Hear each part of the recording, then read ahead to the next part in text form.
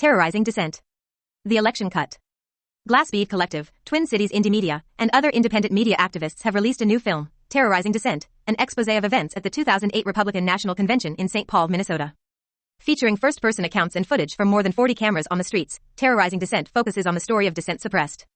People charged with conspiracy to riot in furtherance of terrorism speak out against the government's campaign to manipulate media coverage and label civil disobedience and community organizing as terrorism. If civil disobedience becomes framed as terrorism, that's baloney. And the reason they're waving the T-word around, there's one reason and one reason only, because they want to squash dissent and they want to justify what the police do in the effort of squashing that dissent. Michelle Gross, Communities United Against Police Brutality.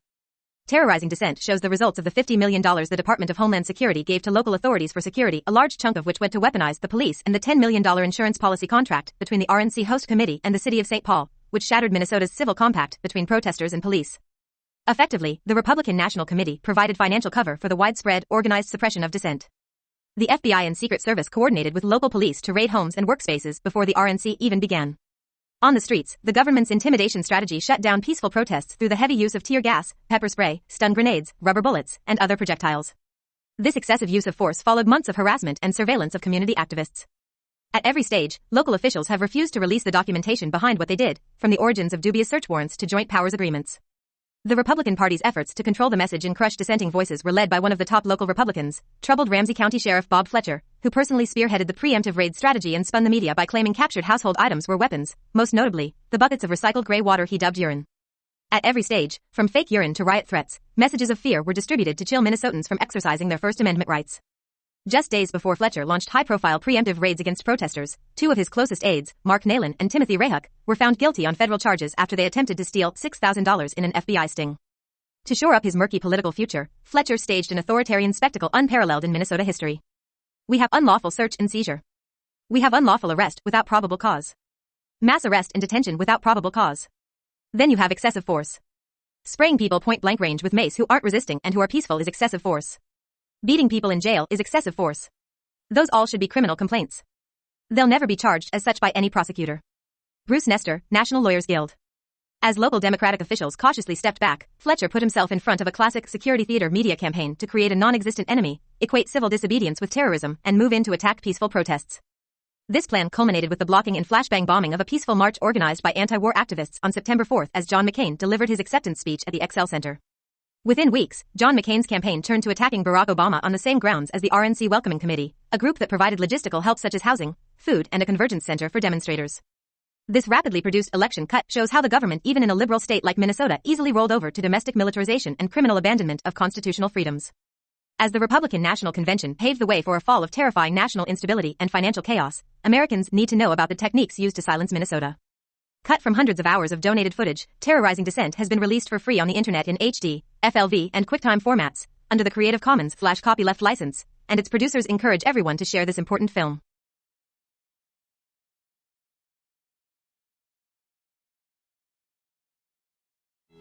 A Democratic convention is about to begin in a police state. There just doesn't seem to be any other way to say it.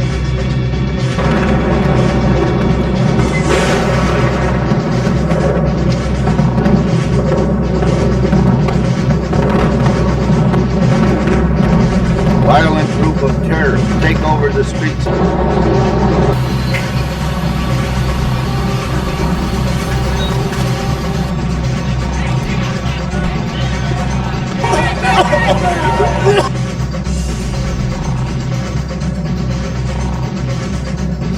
Against protesters, they're against violence.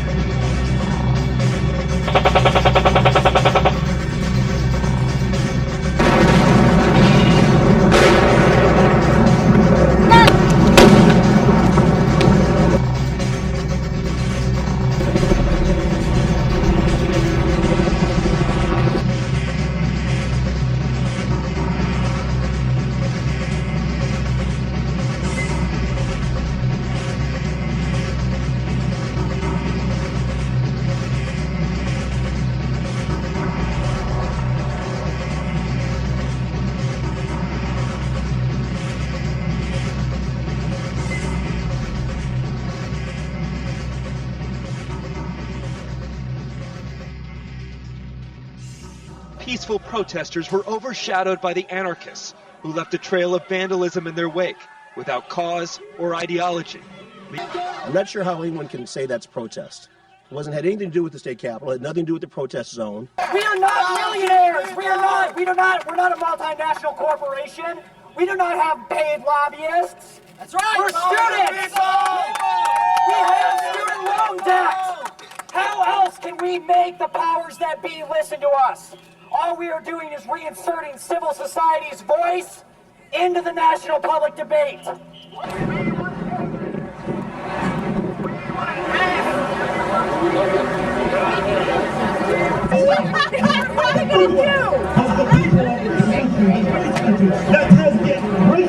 We got the most criminal administration in the history of this country showed up in this town, and you weren't supposed to challenge them in any real way. You were supposed to just let things happen like, you know, business as usual. I mean, that's bullshit.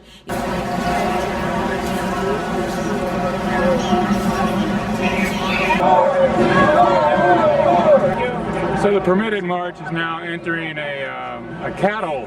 I came here basically because I felt that there was a really urgent need to kind of stand up to the Republican agenda.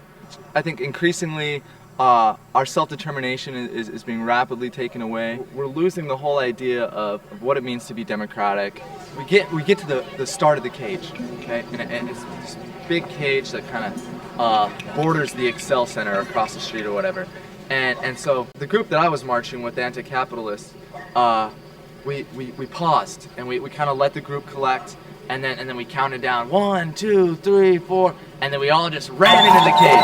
You know, like okay, you want us in a cage? All right, we're in the cage. And then we started chanting, you know, whose cage? Our cage. Whose cage? Our cage. Whose cage? Our cage. Whose cage? Our cage. Whose cage? As we got out of the cage, I think it kind of unified us because we knew that our voice, they were trying to silence our voice and we were refusing to let them silence us. And so when we exited and then continued the march, it only increased our enthusiasm. Well, the Republican National Convention, it doesn't really have any purpose. It's basically a media spectacle. Funk the War was meant to be a kind of civil disobedience, but something different than just the traditional, like, you know, sit down and get arrested. We were actually hoping that no one would get arrested. Funk the War is basically a mobile dance party complete with a sound system that has a message of education, not war. We also wanted it to be something empowering and creative, because a lot of times, you know, people will come out and go on like one big peace march penned in by cops, and it's like you don't really feel like that accomplishes anything. You don't really feel empowered after that.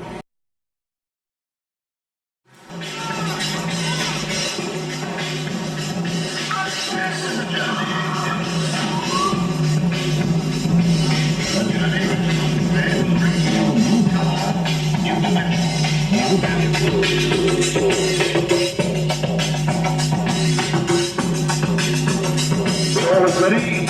I hold the switch.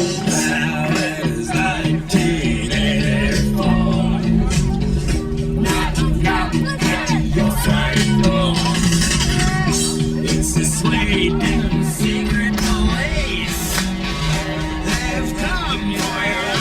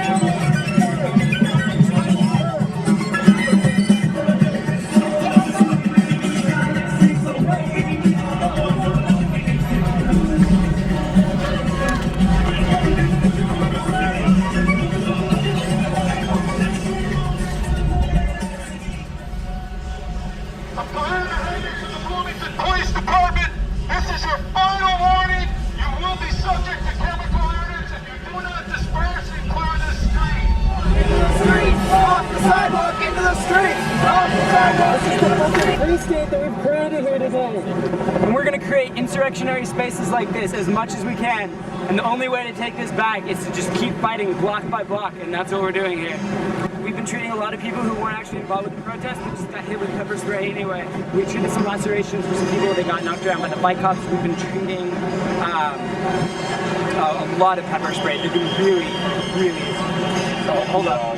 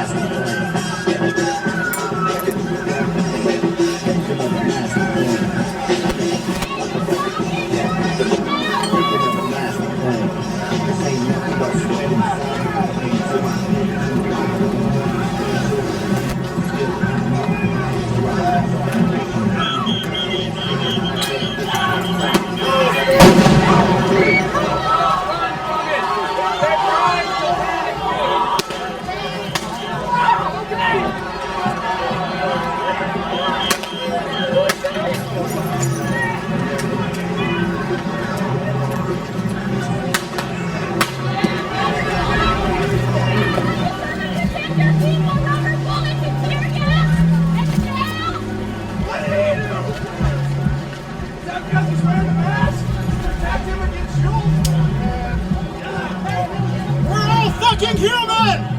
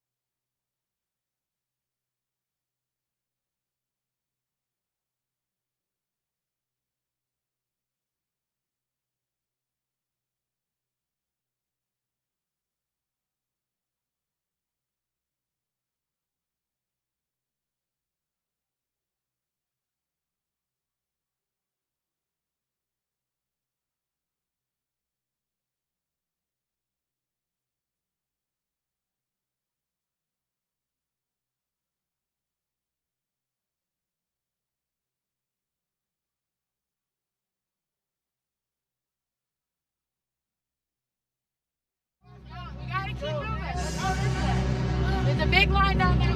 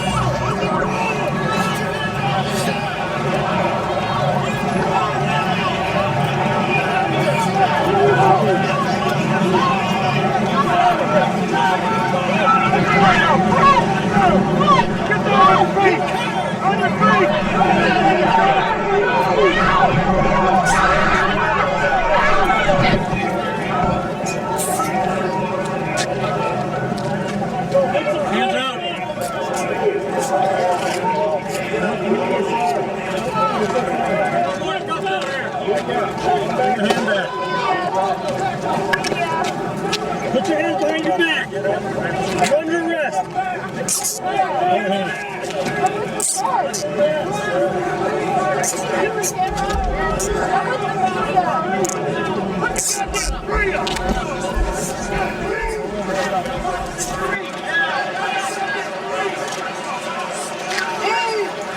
Out of the parking lot or you'll be arrested! Out of the parking lot or you'll be arrested!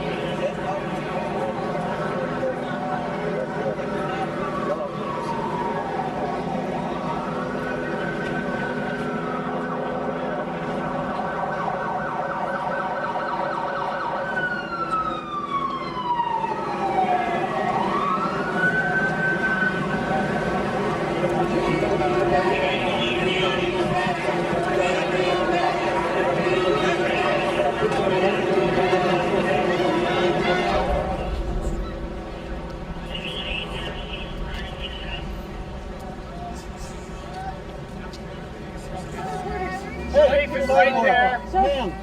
Release the accredited journalist now! From the convention floor. Violating my constitutional right. You are violating now. Sir, I want to talk to you. Violating constitutional right, sir. Stay right there. He's under arrest. Stay right there. Back up. Back up.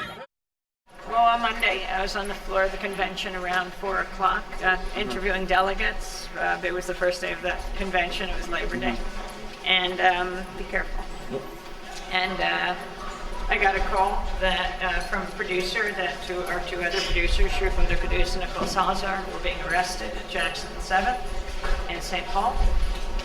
I tore out of the convention center by foot and ran with our cameraman, Rick Rowley of Big Noise Films, to the parking lot that was sealed off by riot police. I came up to the police line. The whole area was contained. I ran up, all my credentials flying around my neck because I just come from the convention floor. You get special credentials, sort of security credentials. Right. Be careful. And be careful again. Right. And I said, I'm a accredited journalist. I'm a Goodman Democracy Now! And I want to speak to your commanding officer. 2 of our journalists are inside. Could you please release them? And within a second, they pulled me through the line. And they forcibly twisted my arms behind my back. They handcuffed me with these rigid plastic handcuffs that dig into your wrist. They pushed me against the wall, pushed me down on the ground. I demanded to see our reporters. I heard that they had been hurt. That Nicole had a bloody nose, that Sharif had been hurt as well. I saw Sharif across the way, handcuffed, arm bloody. I demanded to be brought to him. I was. I kept protesting that we were journalists. We should not be under arrest. And then I was arrested by Minneapolis police in St. Paul, and then Secret Service came over and ripped the credentials from my neck. I demanded a receipt for my property, and they refused. And then I was put in the police wagon, and there was Nicole. Nicole had been pushed to the ground, police yelling, "On your face," face on the ground. And they put their knee or boot on her back and were pulling her leg.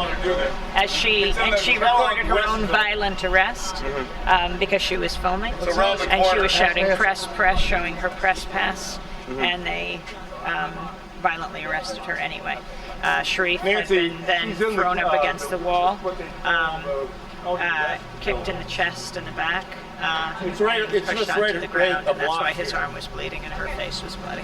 Okay, thank you very much. Okay, I was charged with misdemeanor, and they face PC riot, which is probable cause riot.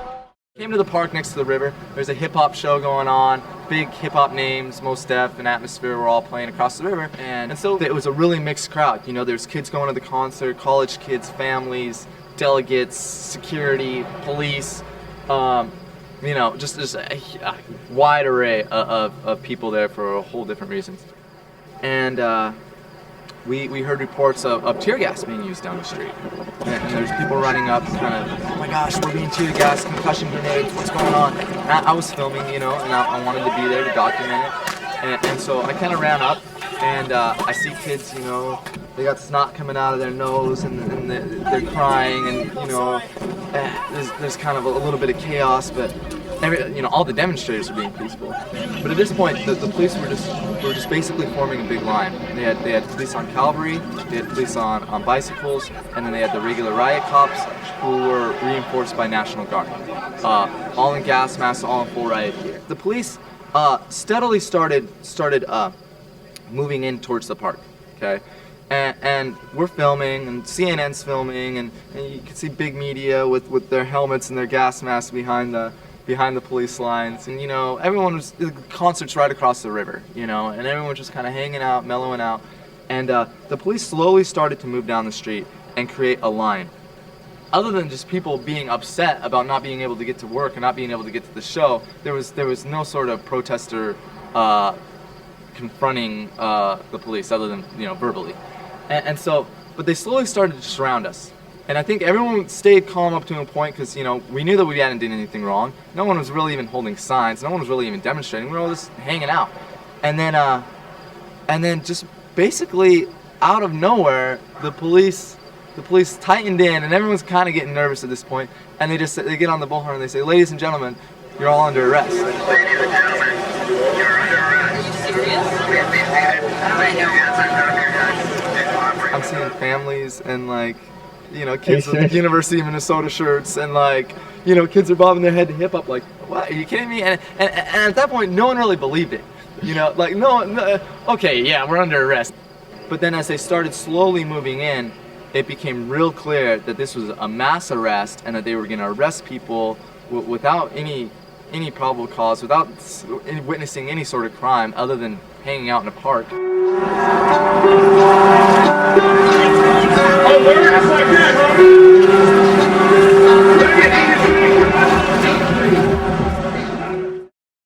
So we have unlawful search and seizure. We have unlawful arrest without probable cause.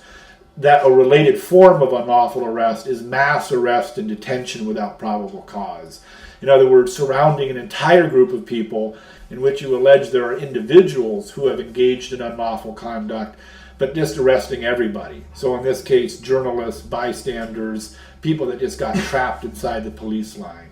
That's another form of unlawful arrest without probable cause. And then you have excessive force.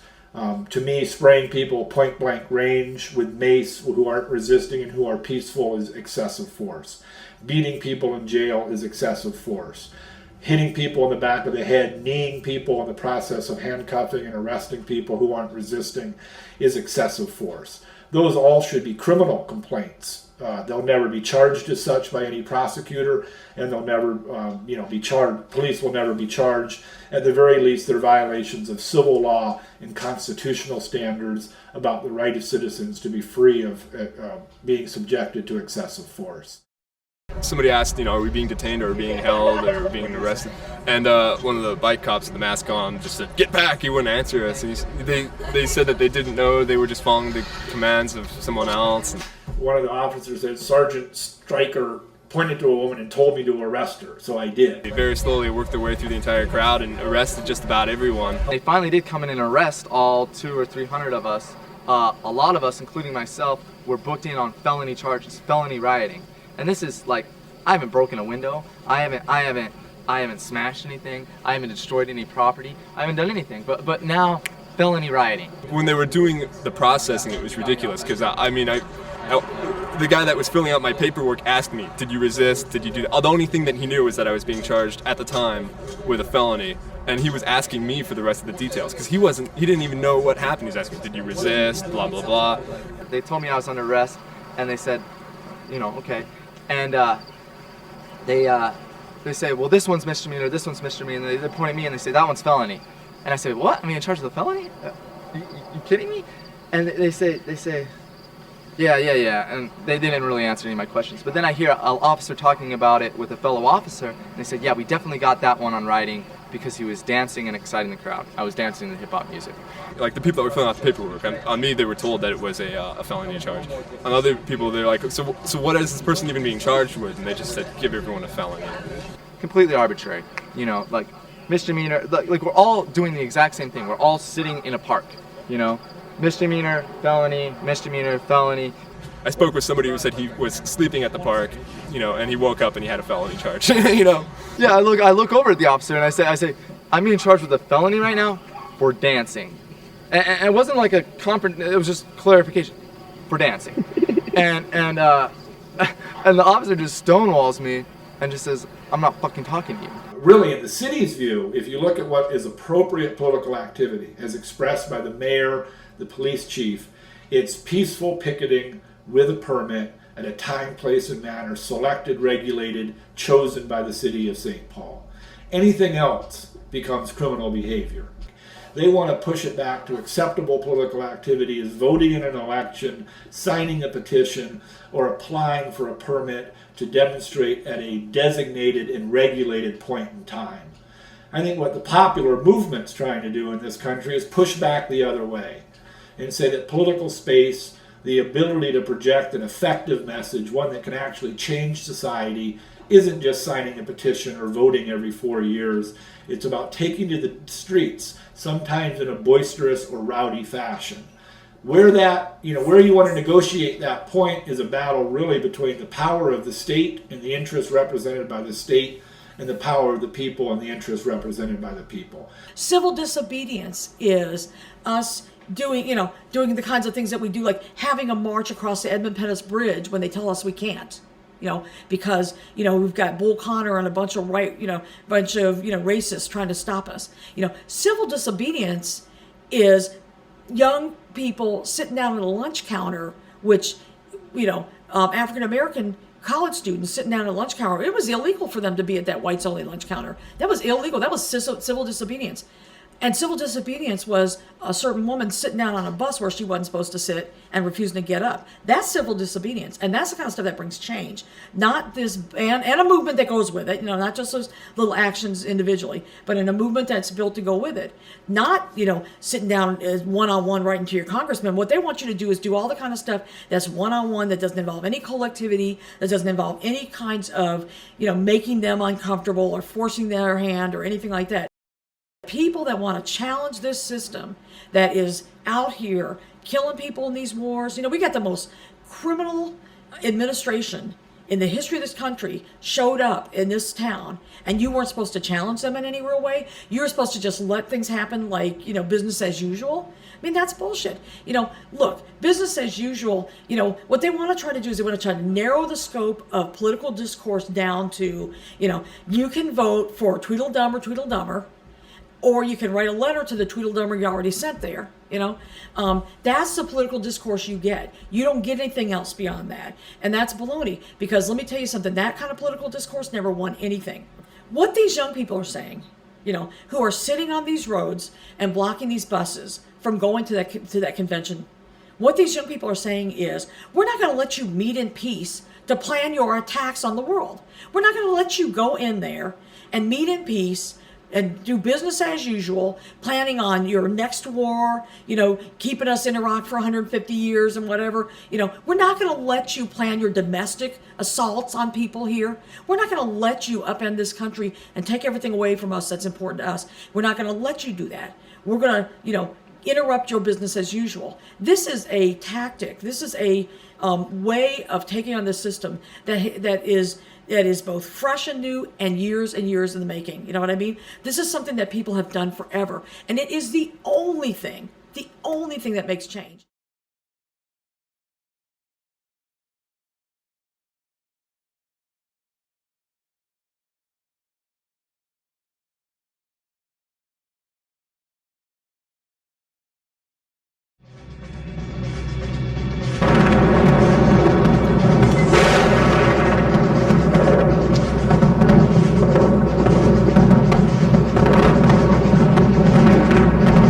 Violent group of terrorists take over the streets.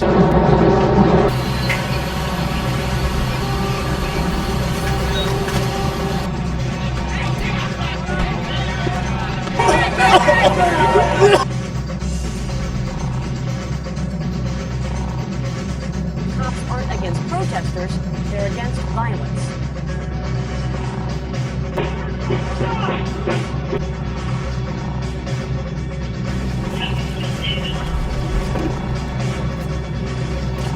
Nuts! They're nuts! They know nothing!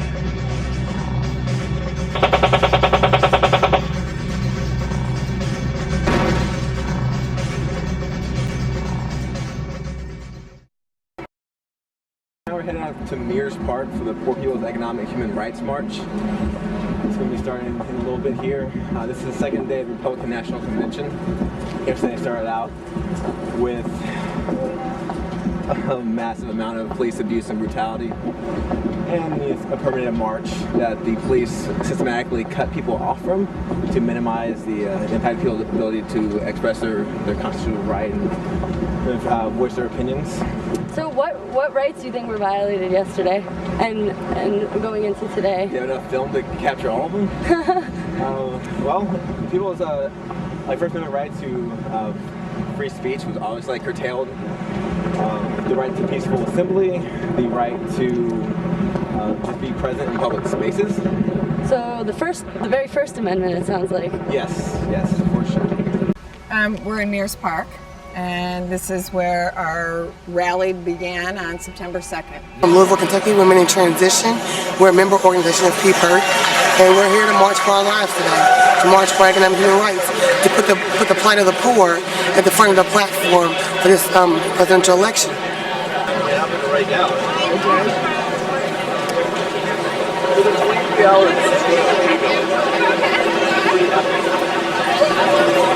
This was where our stage was.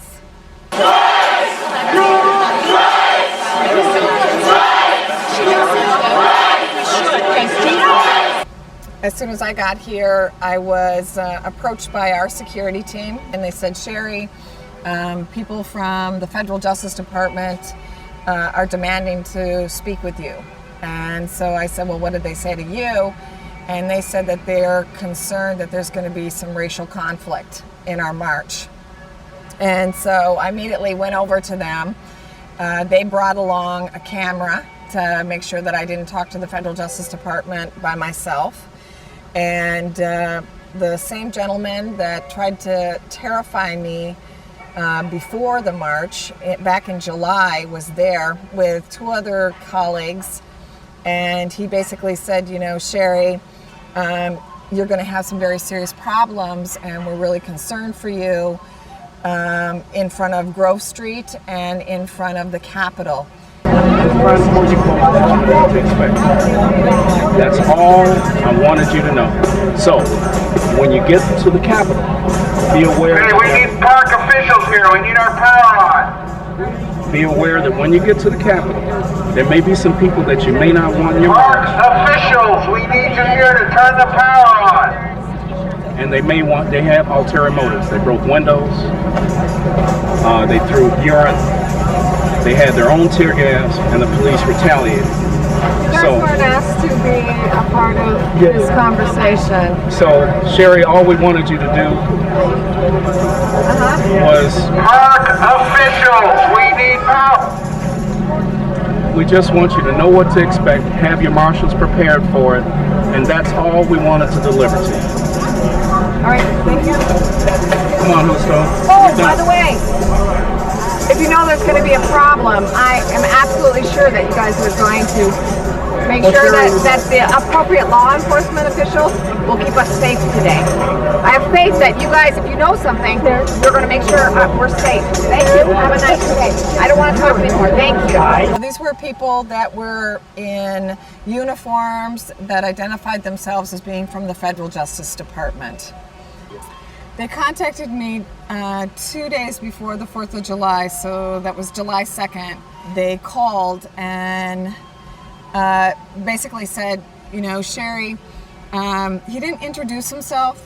Ken didn't, from the Federal Justice Department. He just said, hi, I'm interested in helping you with your march, and I think I have some assistants that can really help you. And so I'm like, okay, tell me more. Who are you? And he said that they had gotten some information and that they were afraid for my life and afraid for the life of other marchers. And I said, excuse me? I said, are you from the Federal Justice Department? He said, well, yeah, but we have a history of, we got started in the days of Dr. Martin Luther King. And we protected Dr. Martin Luther King in the March in Selma, and he started to give me a history lesson on how they have helped different leaders who were in danger throughout history. And I said, you know, well, if you have some kind of intelligence that says that I'm in danger or somebody's in danger, then you have a responsibility to tell me. And he said, well, actually, I just want to let you know that the police department, the St. Paul Police Department, now has 300 new tasers, and that we're concerned that the St. Paul Police Department really isn't equipped to be able to deal with large numbers of people. And in particular, in your march, you have many minorities and non-traditional people that aren't used to interacting or have negative histories of dealing with law enforcement.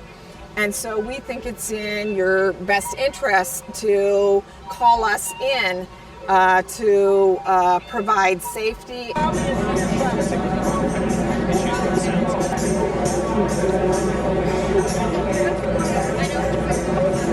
From Cleveland, Ohio. I am a For People's Economics and Human Rights Campaign worker, and I also belong to United Clevelanders Against Poverty in Cleveland, Ohio. And what we're here about is because the system stinks and we're fighting to get our human rights back because the system has stripped us, okay? The rich are middle class, the middle class are poor, and the poor is just wiping out. Homelessness is pathetic. The truckers, we got so many thousands of truckers that have lost their jobs, filed unemployment in the last 2 months because of the gas situation. It's just getting pathetic, and the system has to change. It can't get no worse. It's got to get better. When I got to this park, I learned that there was no power for our sound system. But do you think that that's going to keep us quiet? No! So the second thing is that I was met by the Federal Justice Department. They said, you know what, Sherry? You're going to have some serious problems over on Grove Street. And then you're going to have some more serious problems over by the Capitol. And then a dominant question that the media keeps asking me over and over again is, are you afraid? And the answer is no! I am not afraid. What I'm afraid of is if we continue to let our voices be cut off. What I'm afraid of is people continuing to die on the streets of Minnesota because they're homeless. This is what I'm afraid of.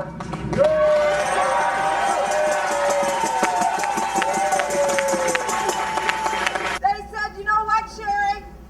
Those anarchists, they're going to cause a lot of problems for you.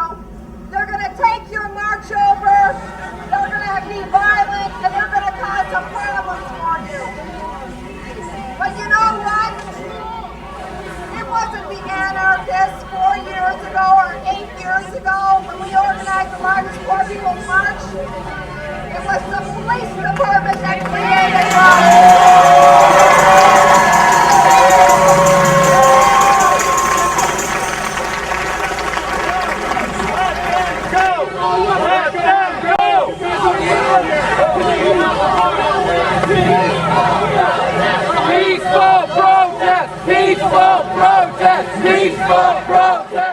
My name is Indymedia. I'm with Portland Independent Media. which immediately took the whole focus of all the media and everybody standing here to be at the back of the park.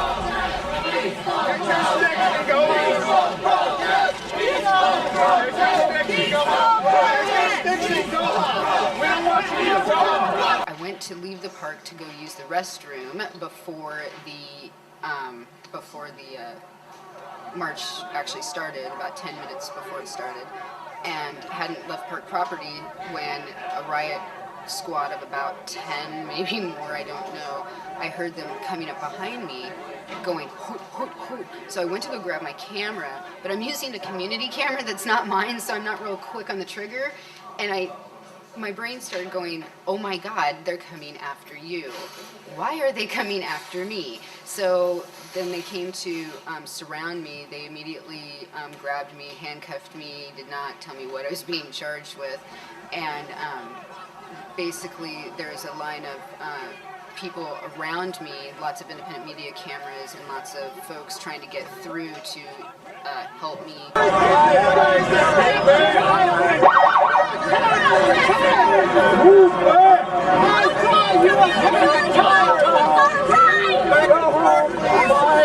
Move back in the park, please. Move back in the park. Go home. Go home. I can't hear you with the thing on your face. Take it off and go home. Leave it to the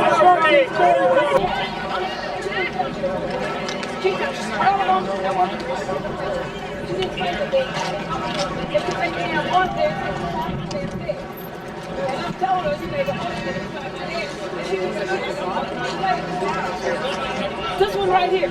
Be sure you get. And smile for the camera.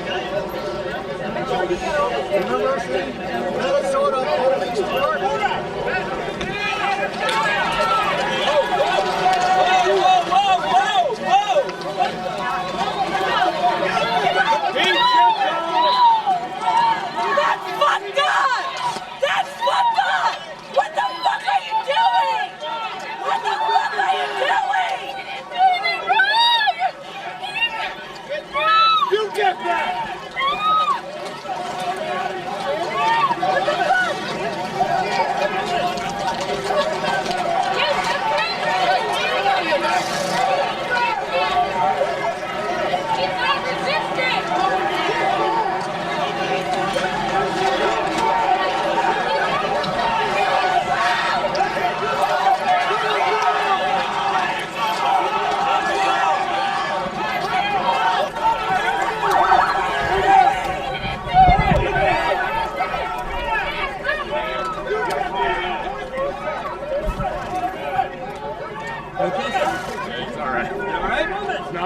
here, step forward here.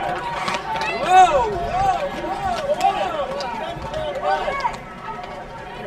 No, she didn't do anything! She didn't do anything! You're gonna hurt her! Let her go! Let her go! Let her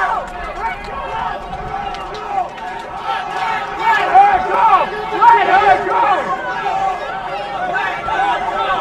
Let her go! Let her go! Let her go!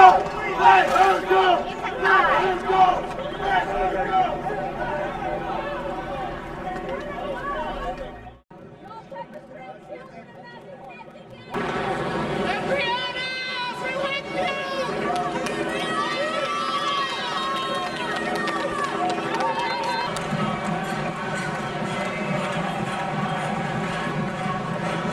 Police are apparently targeting media, it appears. Where I got officially booked in, where the officers there were basically talking smack. I mean, they were like, anarchists are stupid, anarchists are smelly. When I first was going through into the door, you know, they all have to talk to each other about, you know, the door's opening, the door's not opening, blah, blah, blah, and announce basically that they're entering with a prisoner.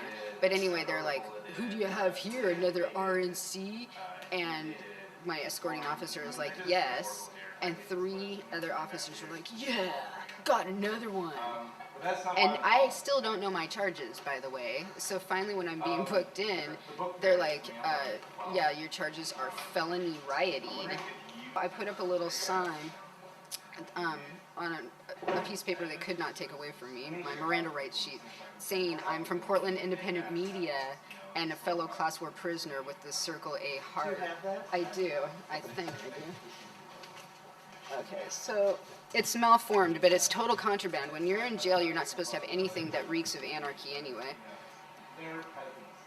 That's brilliant. Now, who could see that from... Well, I wasn't allowed to get out of my cell, but they were. Some of them were allowed to get out of theirs, so they were kind of walking around when they had the opportunity. And so when they had the opportunity and I wasn't being watched, I would put this up in the little tiny window that they had. So they didn't have the food flap open, so I could barely talk to people, so we'd have to get down by the ground, and then I started hearing testimonies, so I started documenting it with a contraband pencil that they gave me to fill up my own medical form, and then forgot that I had. So I started saying, you know, basically that there's people, one woman in for 28 hours with no call, one woman in for 21 hours, several people were in the same bus with Amy Goodman, who had already been processed and released, and they still hadn't gotten any recourse.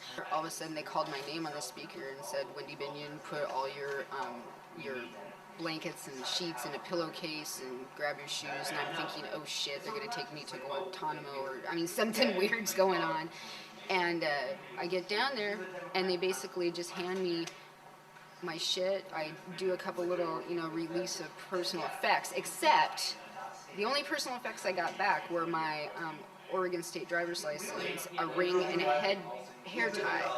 And I'm like, where's my media? Where's my camera? Where's my ATM card?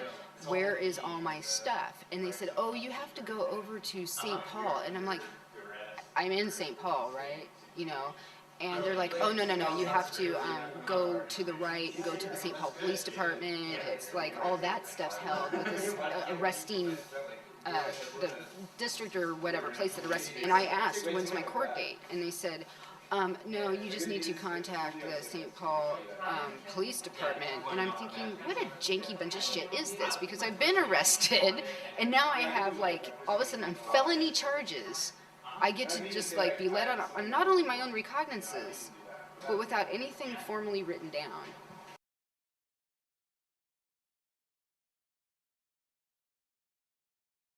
The plan was to make sure that this march never happened, and if it happened, that it would be the lowest amount of numbers, and with that, the story would never be about poverty, hunger, and homelessness, or the collapsing banking system that we're dealing with now in this country, but that the focus would be on protesters, abstract of any kind of issues, versus the police department. And that's not what this whole thing is about at all. You know what? There's a man.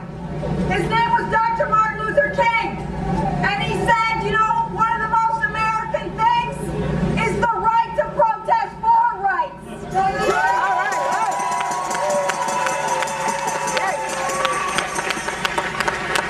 I don't give a damn if you're an anarchist, if you're a Democrat, or if you're a Republican, or whatever your political ideas are.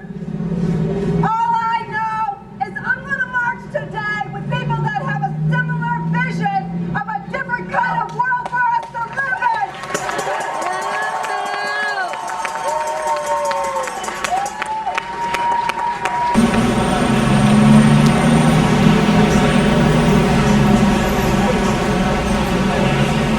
They say cut back, we say fight back. They say cut back, we say fight back. This is our democracy, we say, ready to fucking play. We say, ready to fucking play. We say. Witness the days of corporate welfare, 45 million with no health care. But Fox News says it's all fair and balanced. They want to silence my alliance while the government commits the violence. 500 billion spent on defense, no 20% of the children live in poverty. It bothers me that robbery will put the hungry in prison, while CEOs stacking dough just for robbing a pension. Not to mention the attention focused on immigration, blaming migrant workers for devastating the nation, while Bernanke and the Fed manipulate the inflation. Still taxation of the poor with no representation, asphyxiation of the public school education. I mean, I figure this country would want students to have a good education. I believe the cost is almost about $50,000 a year. Oh my God. And every other country, well, not every other country, but countries that have conscience, let us have the students education for free. You want people to rise up, you want a capitalist system, you want people to have life, liberty, and pursuit of happiness, let them go to school. So many people are out there, they want to go to school, but they can't because they can't pay the cost because of their situation. Circumstances are not their fault, but the system is not allowing them the chance to have the education they deserve, that they worked for. That is the system that we're working with, and that's the fucked up system that we have to change.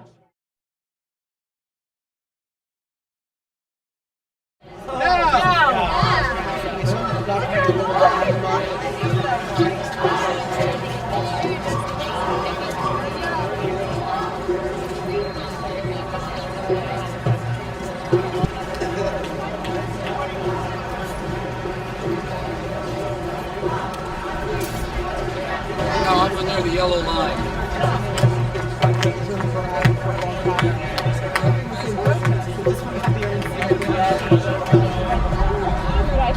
I spotted a group that's definitely them in the park. That one, and that one. Remember that.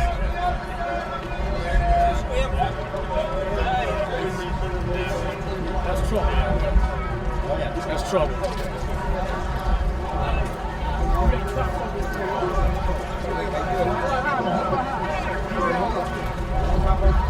Right there, man, right there. Look at it. No, I broke that.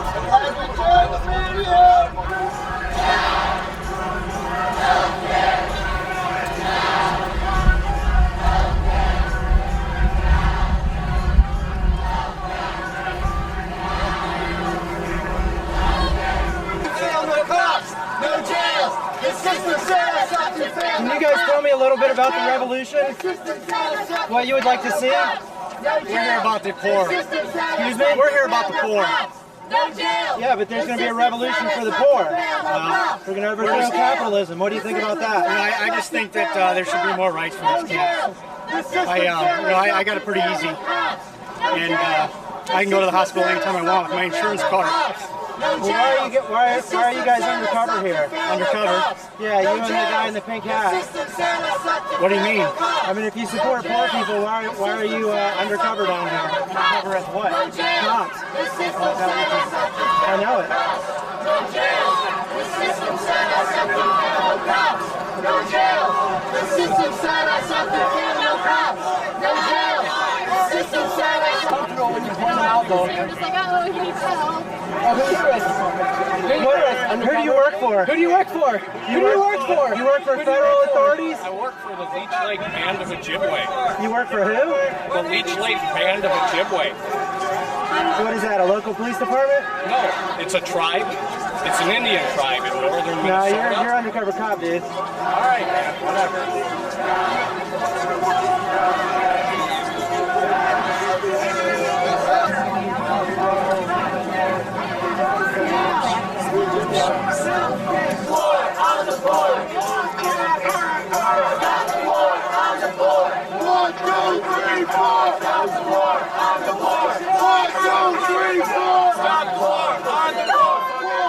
He's leaving now. Your cover's blown. Your zipper's open.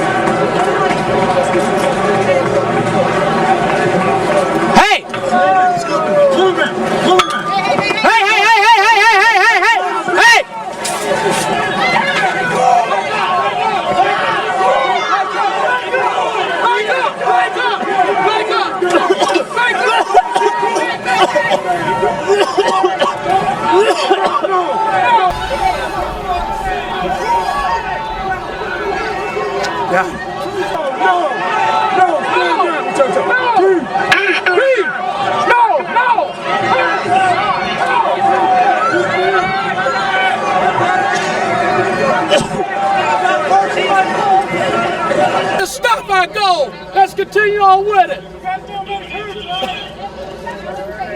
Let's continue on with our goal.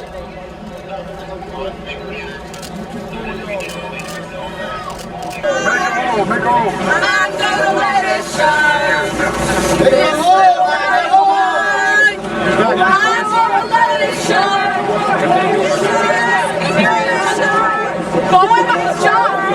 Officers, I'm non-violent. I'm carrying a flag. I just want to give a citizen's arrest. Can you find one of the law enforcement officials to help me out? You guys' job is to not only protect the Republicans, but it's also to protect us. We're here today because we want to charge the folks that are in the Excel Center with crimes against humanity. People are dying here in Minnesota and across the country. They don't have access to health care. They join wars. They go overseas, and poor people kill other poor people just so they can have a job. Please, officers, I'm not violent. I just want to practice my First Amendment rights to speak out, and I can't do that behind a cage. I'm not going to hurt anybody. I just want to talk to somebody. Can you please open the gates? We will not. Don't just stand there and look at us and get ready to tase us. We're human beings just like you, officer. This isn't against you. Can you talk to somebody with more authority and just ask him? Please. I'm going to just deliver the citizen's arrest through the fence. Please don't kill me for that. Please, please don't tase me. Don't pepper spray me.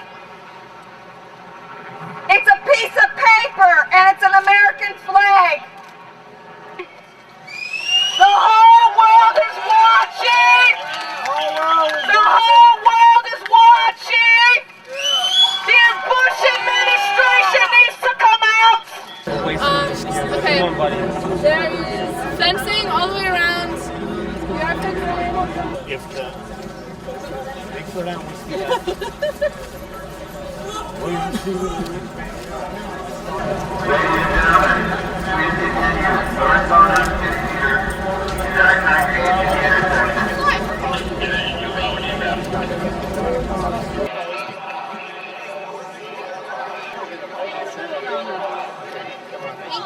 Thank you.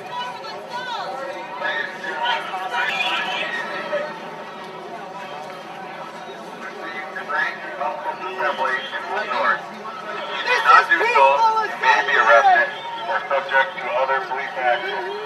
Other police action may include the use of chemical agents or less lethal munition, which could cause risk of injury to those who remain.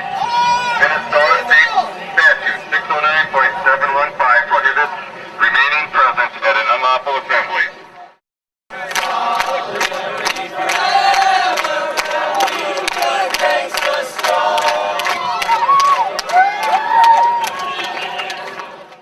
In mass, go over there and just walk out. I'm ready to do that. I will We go, lock arms. Well,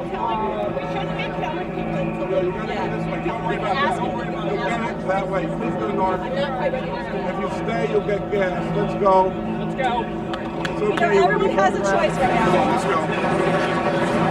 I want to go.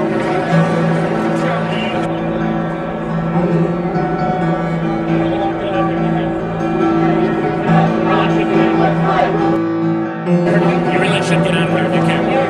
They're going to get us. With the media.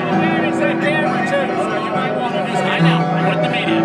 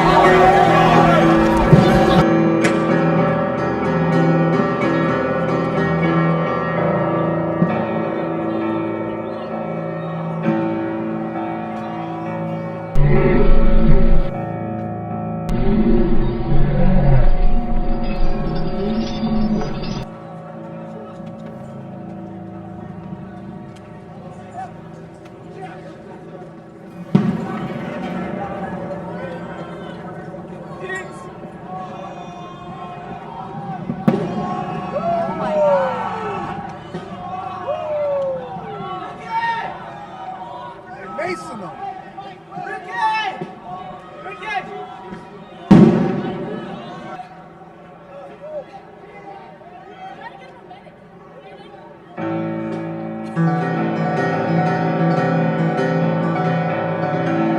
God damn it! Fuck that! Did you get Macy? Fuck that! Try and keep your eyes back. Try and get some of your eyes if you can. Open your eyes as best you can. Is that water, man? No, it's antacid. Just try to.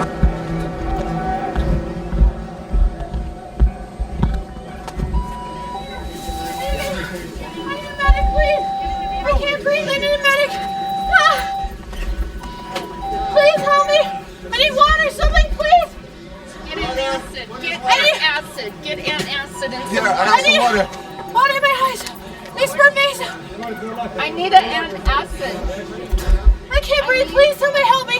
I have an antacid. Where's your antacid? Allie! Where's your antacid? For your stomach. Come. Please help me, Howie. Howie. I got it right in their eyes. I was trying to get out. Please. I can't breathe. Howie. Oh. No, you from out here? Hey, what's up?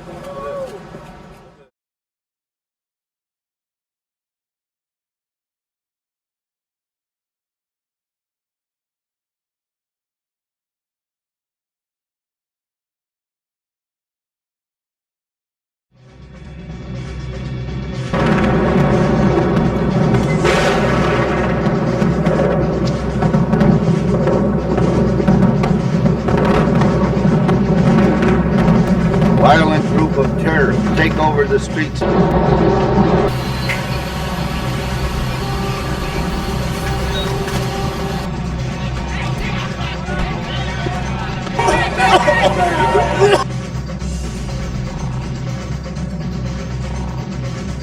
Cops aren't against protesters, they're against violence.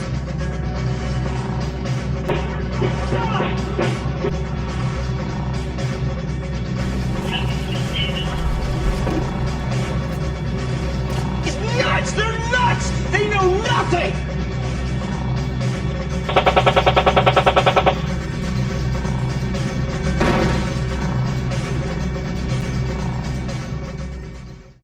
Homeland Security basically gave money to the police department to pay for the lawsuits that were going to arise from people being abused by the police. Civil protesters. These are people interested in committing serious criminal acts. Tonight, protesters tell us they're just getting started. I think it's important that we go on, redouble our efforts. Those raids are aimed at a group called the RNC Welcoming Committee. Good evening. Thanks for being with us tonight. I'm Brad Sadie. And I'm Jessica Miles. The first raid happened last night at a St. Paul building police think is being used as a headquarters. I'm reading the statement on behalf of the RNC Welcoming Committee. Assistant Police Chief Bostrom has talked about the St. Paul Standard. And on the anniversary of last year's critical mass police riot, we saw its true face. The Ramsey County Sheriff's Department and the SPPD raided the RNC convergence space and detained over 50 people in an attempt to preempt planned protests at the RNC on Monday. Looking for items found in any Twin Cities house like jars, paints, and rags, this attempt to portray us as criminals and destroy our credibility has already backfired, as evidenced as the masses of people who have come to support us. We are now accused of simple fire code violations, which is outside of the scope of the Sheriff Department and clearly not just justified provocation for a forceful raid with guns being drawn. Children and elderly people were inside the Convergence Center when the police violently busted down the doors. The police claimed that the raid was executed according to protocol.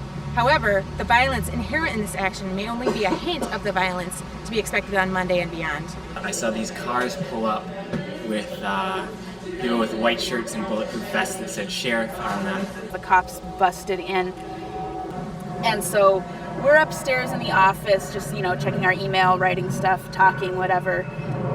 And we hear, get down, get down, get down. And we're like for a brief second, all kind of look at each other and we're like, is there like a fight? Like, what's going on downstairs? Are people fighting down there? We heard this loud noise going on, and it was really surreal. It sounded like a fight going on, and kind of stood there for a second and realized that the sheriffs were raiding our space. Rob actually sort of rallied everybody into the main room and was really good, like, at calming people's fears and being like, okay, you know, we're going to, you know, they're going to come up here, everybody, you know, be on the ground. We're like on the ground with our hands above our heads when they came upstairs. I think the funniest thing was actually the cops were banging on this. They could have went up this front flight of stairs. This was an old theater with grand, you know, stairs going upstairs, and instead they went around the back and came up through this little tiny hallway, and they're banging on this door, which is like a hollow core door,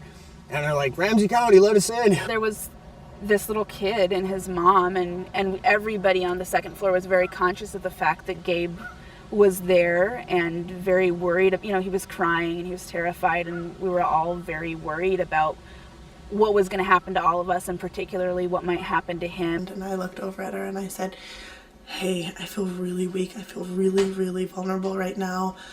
I don't know what to do, but I'm terror. I feel very, very, very scared right now.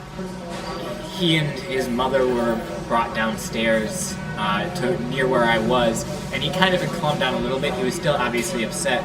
I work as a preschool teacher, and so I started to sing him a song that I had learned to try to like help calm him down and lighten the atmosphere for him. So, you know, knowing that it was traumatizing for me, how traumatizing was it going to be for this kid? The cops went and started plastic cuffing everybody for our safety and for theirs, supposedly, as he is crying and in hysterics. And then the cops told me to like shut up and not to sing to the little kid. Do you remember what we were doing on the ground? Yeah, they were singing, weren't they? Why do you think they were singing? Say it louder.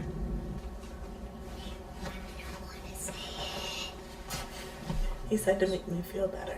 We watched the sheriff take a lot of property out of the convergence center.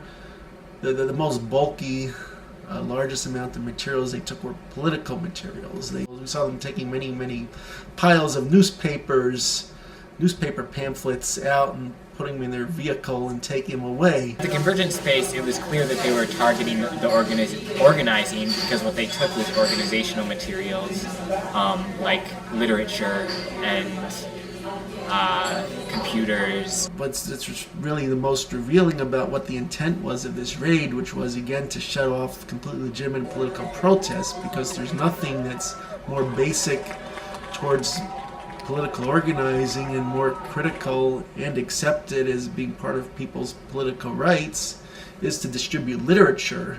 And here we have, they use this raid as a pretext to confiscate all the political literature that people are going to hand out. So we're not talking about anyone going and doing something to hurt people or destroy property. We're talking about newspapers, the most basic, obvious legal thing that people have a right to hand to each other to express their political views, and the sheriff's department removed all these piles of newspaper pamphlets, which yes, they still have, which have never been given back. So they were literally directly cutting off people's ability to communicate their dissent. But then was awoken immediately at around like 7 in the morning to the door of our house being smashed down. 3 more raids today, all of them in South Minneapolis. In all, officers arrested 5 people thought to be leaders of the group. The next morning I was woken up at about 7:30 to somebody pounding on my door, but it wasn't a cop, it was just a roommate, to say that Aaron and Monica's house was being raided and that the Food Not Bomb's house was possibly being raided as well. Ramsey County deputies hit 3 homes today, arresting 5 people. And the Food Not Bomb's house, which is the house where I live at, and they arrested my roommate Nathaniel, they arrested Monica, Aaron, and Garrett, when police walked in with warrants in hand. 13 people were inside, but only one person, Nathaniel Secor, was arrested.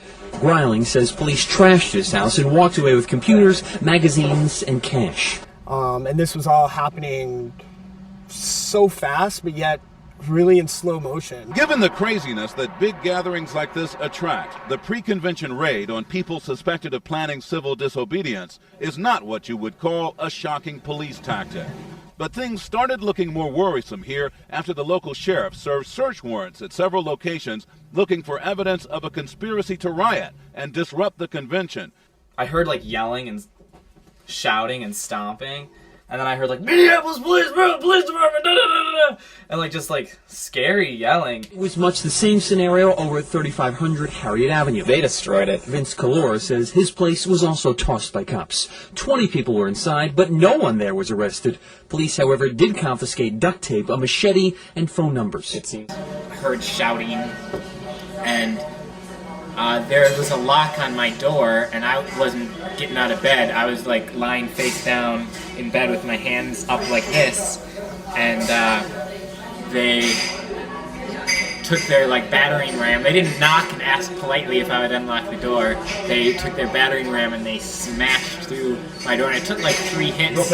My bedroom door. I got up and I told all of my friends, I was like, stay inside the house, stay in here, they can't come in. And I just figured that they were like in normal police uniforms, like regular police who just wanted us to go outside while they searched the house, and that like they were yelling because they're police and police usually yell, but that like it was just gonna be really normal. So I get up and I have my hands up and I say, okay, some of us are gonna be coming down. A few of us are sleeping up here, we're coming downstairs, and then all of a sudden the door flew open and this like SWAT team dude in like full body armor and an MP45 submachine gun, and he stuck it in my face. The door flew open, and it was in my face, and he said, get the fuck upstairs, get the fuck on the floor, and I was like, okay, holy shit, but it was like super, super terrifying. And I'm sitting like this, and they say to put my hands behind my back. They're shouting with their shotguns, or whatever, their guns drawn, and I go to put my hands behind my back, and then obviously, like, I felt like I was moving pretty quick, but obviously not quickly enough, and the cop that was in like full gear with the gun came and like kicked my arm, and when they did the zip cuffs, he put them on initially and then stepped on my wrists, either with his foot or his knee, and like cranked on it. Laid down, and I went like this with my hands over my head, and then they told me to put my hands behind my back, and I was zip tied like that, and then the 6 of us were zip tied up here, and it was like a super long process. It was freezing cold, my heart was pounding, it was really scary. At one point I asked him if my hands were turning blue, and he said no, more like a purpley gray. That they could do anything. I was like, they could do whatever they wanted. They have machine guns and we're zip tied, and they could do anything. So we were kind of starting to crack jokes amongst ourselves, just fooling around a little bit to try and keep like the mood light, because we were like really scared. And one of the detectives was like standing right over there, and he was like, we need you guys to be quiet, okay? And we were just like, dude, why? Like, take it easy. He's like, well, we just need to keep control of this situation. You're like, I want to get out of here, you want to get out of here. Like, I'm sorry I'm doing this. Like, we're sorry we're here, but you know, we just gotta like take care of this. We want to get out of here. And my friend was like, yeah, you're sorry. I bet you're real sorry. You know, I'm sure you're real sorry. And he was like, well, you know, we're just trying to keep control of the situation. And she was like, dude, you have machine guns. You're in control of the situation. We're a bunch of kids, and you just came into our house at 8 in the morning. Like, how do you think you're going to lose control of this situation? And he was just like, yeah, well, you know, I'm sorry. We just got to do this. And then I looked him dead in the eyes, and I said, I would believe you if you were a firefighter. And then, Okay, this is Eyewitness Video is under house arrest in St. Paul. It's the subject line. This is Eileen Clancy, one of the founders of Eyewitness Video, a New York City-based video collective in St. Paul to document the policing of the protests at the Republican National Convention. The house where Eyewitness Video is staying in St. Paul has been surrounded by police. We have locked all the doors. We have been told that if we leave, we will be detained. More than a dozen police are wielding firearms, including one St. Paul officer with a long gun, which someone told me is an M16. I was here in the capacity of a legal observer. This house is where a group of journalists are staying. What's going on right now is that people are inside. The house is surrounded by St. Paul police, and we're waiting for a warrant. Colleagues in Minneapolis had all their video equipment and computers taken about a week ago, or less than a week ago, and I've been calling it preemptive video arrest. So I guess that's what's happening today also. It's another attempted preemptive video arrest. And Eyewitness is a group that you can check out online that was very involved in the RNC 2004 in New York. Out of 1,800 arrests, at least 400 were overturned based solely on video evidence which contradicted sworn statements which were fabricated by police officers. Cross the street. Keep going. That's fine. You can. We'll be on YouTube tonight. Hold on, don't speak, people. Simon Judge, that's Judge Joanna Smith. Joanne Smith. Okay, and this is the house. What's the address? What's the address? What's the address? That's not our address. 951 Eaglehart. 4949. That's not this address. 4949. It's not this house. No. This is a different house. No. That's Chris, you said that they can't do that. It doesn't cover both. No. So we're in one half of the house. This is 949. The warrant says 951. Which way will they come in if they come in here? I don't know. There's an attic entrance and there's downstairs. I didn't check the downstairs yet. I don't think I can lock it from our side. What should we do? We can lock this door. We can lock this door Okay. now. Yeah. Come on, hands up.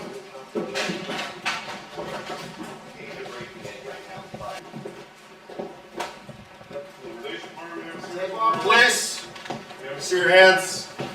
Come on top of your head, please. On top of your head, please. On top of your head, please. You know what, police, ma'am, we're just clear. Are you gonna listen? Around the warrant. You need a Just notify you about that. That we need a subpoena around the warrant to Alright. obtain this gas material.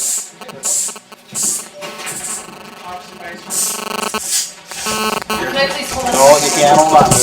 You're being detained right now. Guys can go in my backyard. They're handcuffed back here if you want.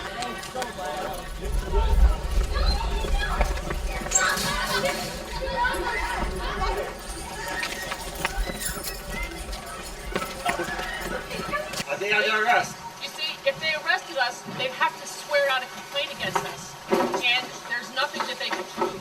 They've been detaining people for days around here.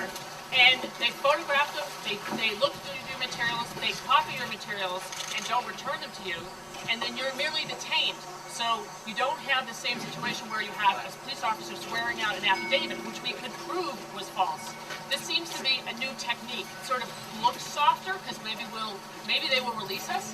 But even so, we've been prevented from working here for hours today. So I guess it shows that you can use knowledge, you can use information, you can try to tell the truth, but brute force prevails.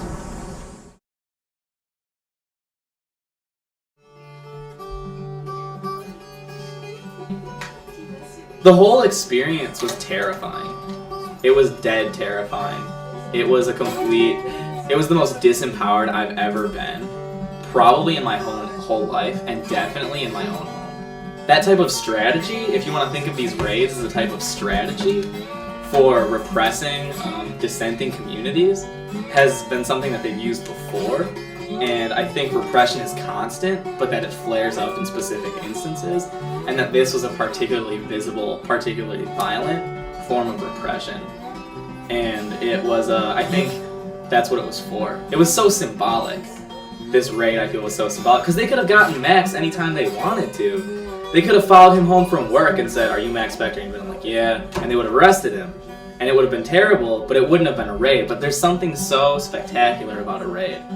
They've been collecting urine for some time in bottles and in buckets. 5 gallons of urine, bricks, baseball bats, even a slingshot. Sending rocks toward the cops. The Ramsey County Sheriff says they are tools used by anarchists. Do you remember what they did when you were outside? No. Remember, you forgot your crayons in your book. In the car? No, you forgot them downstairs. Right? It was markers. Oh, sorry. Sorry. So what did you forget inside? Do you remember? It wasn't a book. It was paper. Oh. Who got you that paper? The police. They did? So you could color downstairs? Yeah. You must be pretty special. Yep. And what about all that stuff the authorities seized? One guy who got a visit from the sheriff says it's just junk they took from his place. There's nothing dangerous in the house. My tools were taken because they assumed they were for, I don't know what, just a whole batch of tools, like $1,000 worth of tools they took. They just loaded up a truck and took all my stuff. And so I was out of business with regards to scrapping. They love to pretend that we're always hoarding feces and pee. So they mentioned that. Of course, they did not find any feces or pee. And what about the bodily wastes? In this house, it worked like there was a bucket underneath the sink, and the pipes were disconnected so that the water from the sink would drain into the bucket. We then took that bucket upstairs and used it to flush the toilets. After the sheriff's department seemed to have such a fetish for scatology, we really we spent a long time thinking through and discussing with one another where this could have come from. With regards to the buckets and buckets, yes, there were buckets of gray water. Folks who washed their dishes and didn't want and wanted to save water had some buckets in their homes. As you look over the tools of the trade of this anarchist group, you will see these are not civil protesters. This is what the Ramsey County Sheriff's Office emailed to all of the mainstream press. So this is what their search warrant executed unknown criminal anarchists. The search warrant was a part of an ongoing investigation regarding serious criminal acts. Ramsey County Sheriff Bob Fletcher stated, quote, "This investigation pertains to actions of the RNC Welcoming Committee. The Welcoming Committee is a criminal enterprise made up of 35 self-described anarchists who are intent on committing criminal acts before and during the Republican National Convention." The arrest today followed the arrest of 6 other protesters. The protesters you see here are members of the group called the RNC Welcoming Committee. They're being held on charges of conspiracy to commit a riot. Our investigation solely focuses on one group, the RNC Welcoming Committee. They needed an enemy, and you need people in order to have an enemy, and you need several people in order to conspire.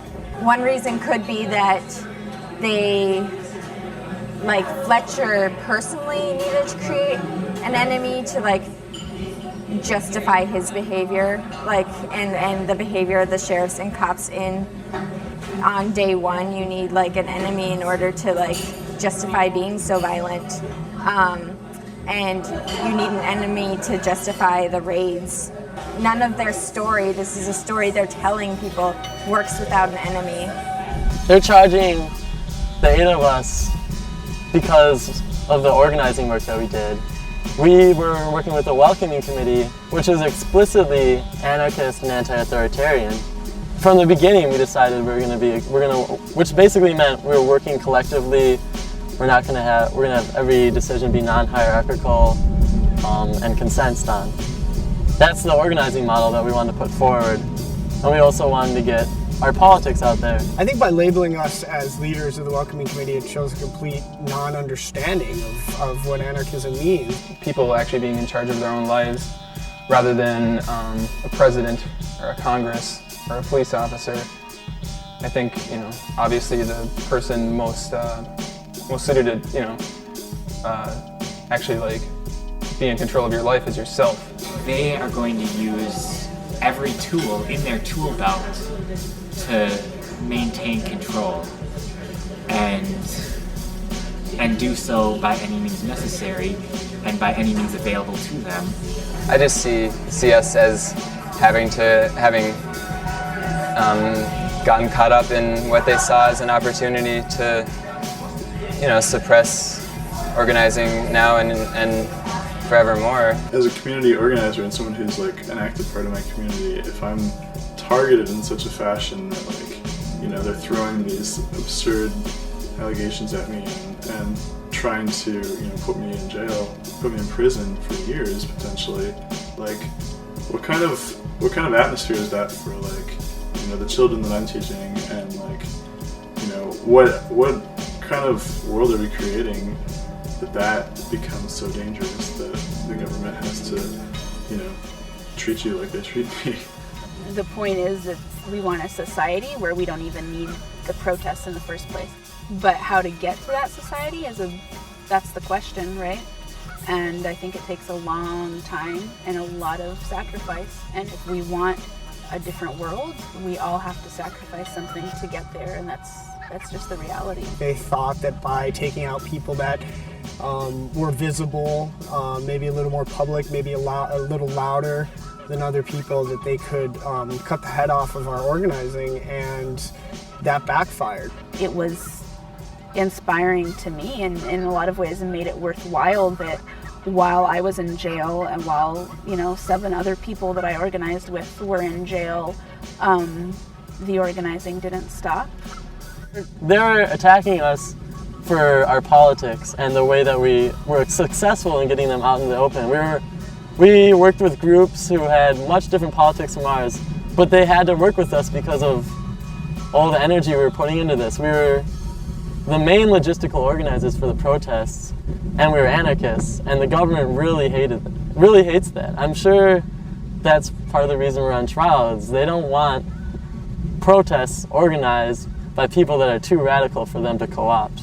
They don't want protests organized by people who have politics that they don't understand. For one, they don't understand what we're doing, that we are just organizing it, that we just did logistics for a protest. And number two, they don't understand why we're accepted in the public light. They think, oh, these people should hate them. It should be really easy to split this movement and get those anarchists out of here, but they can't. These people, we've built relationships with a wider community, and they can't destroy those just by charging us. Based on this extremely broad definition, and these 8 people who are identified as organizers are charged not only with conspiring to riot, but being terrorists. Now, the interesting thing is, none of these people are accused of participating in any protests in the Republican convention. They were actually, most of them were arrested before the convention started. They were preemptive arrests. A lot of the work that we did as the Welcoming Committee was really boring, nuts and bolts work. We were a logistical body. We weren't planning protests. We were merely creating an infrastructure for people to plug into to do these protests. It wasn't just anarchists that were eating our food or visiting our convergence center. It was people in the community. It was people from the March Coalition. It was people from all over the Twin Cities that were curious about what we had to offer. And I think that scared them. The fact that we were so public about what we were doing, and we weren't afraid of the consequences. So yeah, you know about we're on trial for this conspiracy to commit riot for the terrorism. Sure. Before we worry about pardoning you, let's worry about making sure you have a fair trial. Yeah. I believe in that. And that means pre-trial stuff too. That means filing the motions necessary to get your case dismissed. That means making sure that if you do go to trial, that the trial's fair. That only evidence that is admissible is admitted, and any stuff that's inflammatory, designed to scare the jury or make them make a decision out of fear, will be excluded. These are the kind of things that are important. Yeah. And, justice is never really, it's never really a foregone conclusion that just because you're right that you're going to get justice. You have to make sure you get it by sticking and staying and not backing down and standing on principle. I think from the beginning we knew that there was going to be some sort of blowback on what we were doing, and it didn't scare us. I shouldn't say it didn't scare us. It didn't stop us. There isn't anything linking them to anything to harming people. They're accused of going around to meetings, trying to encourage people to join the protests.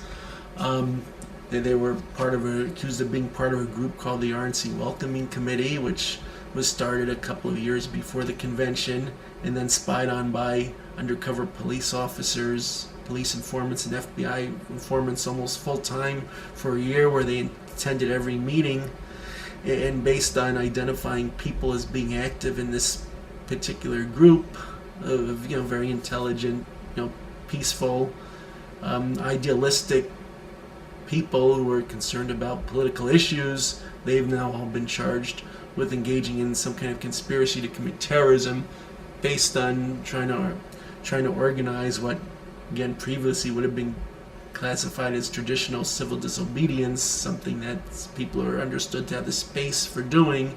And now the really dangerous, chilling thing is that by just being an organizer of political protest, anyone is subjected to being labeled a terrorist. Once the free speech zones get smaller and smaller, I think it's our duty to just ignore them and decide what our free speech zone is, and that should be the whole city. It should be the whole world. They vigorously and publicly wanted people to come and crash the convention, to try to shut it down.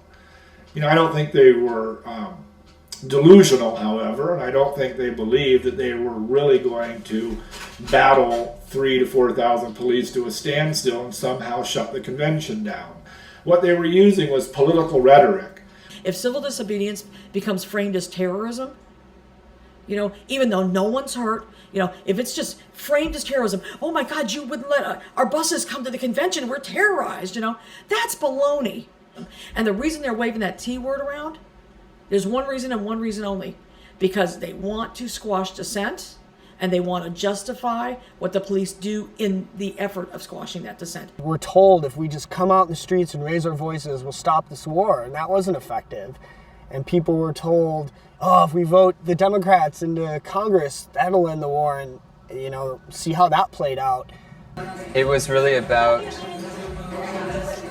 trying to give people that sense of empowerment, that sense that we could affect our world. And I feel like in the storm of these elections, that empowerment is really taken away completely, that the electoral system in such a large way is meant to tell us how we can participate in our lives and prescribe it in such a limited manner, and that speaking our mind in the streets is a way to take back some of that power. Change is going to come, and it's going to happen because it has to happen.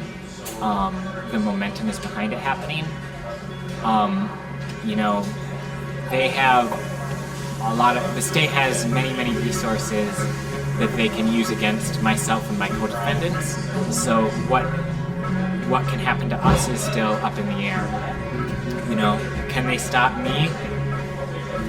They definitely have a huge toolbox with a lot more tools and a lot more resources than I do personally as an individual. So, it seems like they can silence me, but they can't silence everybody, and I'm not the only outraged person in this country.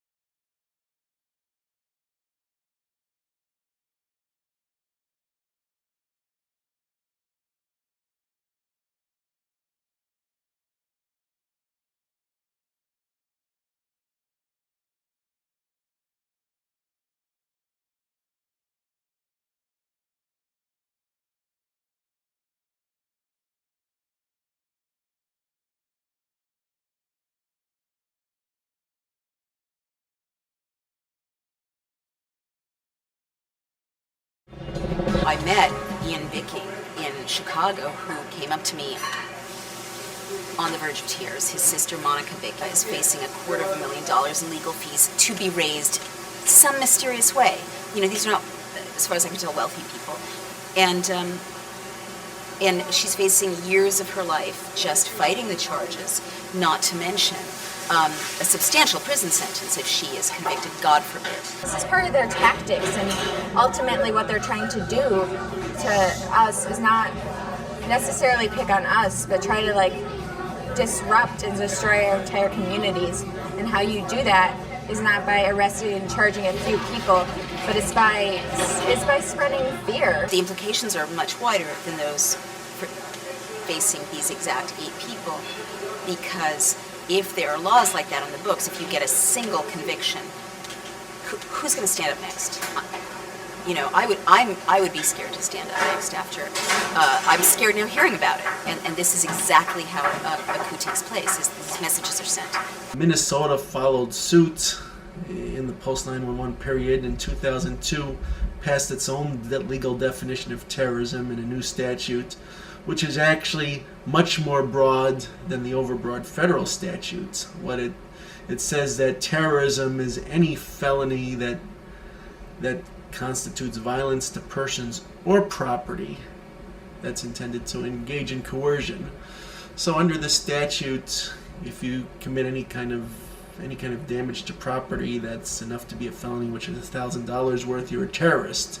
So if someone draws a lot of graffiti on the wall that takes a lot of time to clean up, then under the statute they could theoretically be charged as a terrorist. I mean, they're definitely trying to paint a picture that we're a threat because we'll do some sort of violent action, which is just, I don't think they believe that. That's part of the thing about this is I don't see the people who hate us. I don't see the people who think we're really terrorists. I haven't met them yet. I don't know where they are.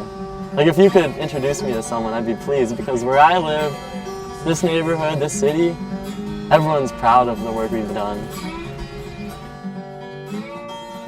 They're engaged in various methods to like maintain their grip on power, and one of those is how they spin what they're doing to the nation and how they justify their own existence. I question the need for their existence. I offer, other ways of working cooperatively with other people that cuts the government out of the picture. That threatens their existence. That knowledge threatens their existence. And by, charging me with these crimes, trying to not only attack my credibility as a human being and as an organizer, but also tie me up in legal battles, and if they have their way, eventually in prison, will stop me from, helping people, showing people ways that they can organize in their communities to meet their needs. Things are falling apart in this country economically, militarily. You've had this increasing trend of more and more police repression over the past decade or two, and at this point you have action by the government to actually try and make people criminals for organizing political dissent, and given there must be some real fears by people in elite positions that political dissent could become a real danger as the economy becomes worse and worse. And so they now want to put a huge chilling effect on anyone who's considering to try to organize people politically outside the system. In closing societies, if millions of citizens rise up, speak out, use the law against the perpetrators, organize, mobilize, it's a powerful force, and unless the would-be dictator is willing to literally mow people down with machine guns, again and again and again you see mass mobilization crushing dictators. So this is why, if we sit silently now, it's, but if we rise up now, speak out now, we're very powerful, and it's over for them. I mean, if they put us in jail, they lose. If they don't put us in jail, they lose. I don't think they can win.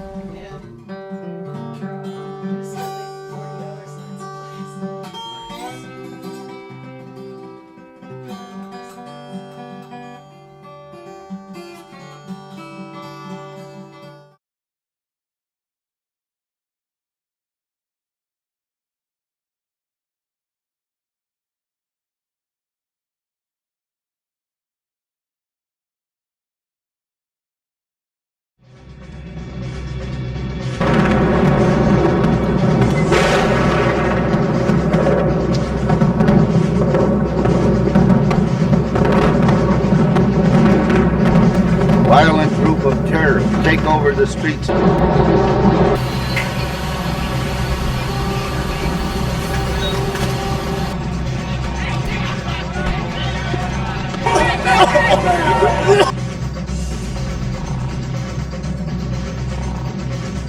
Cops aren't against protesters, they're against violence.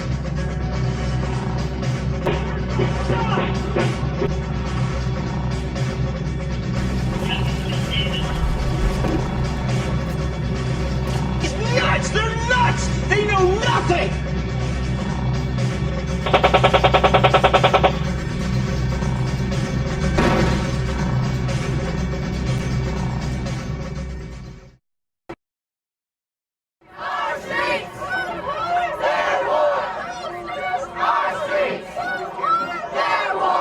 We decided to plan a demonstration for Thursday, September 4th because we knew that there were a lot of protests planned for the first day of the convention as well as the second day, and we felt like the last day was also really important, and we wanted to have a demonstration that would send a strong anti-war message on the last day that could counter McCain's nomination speech.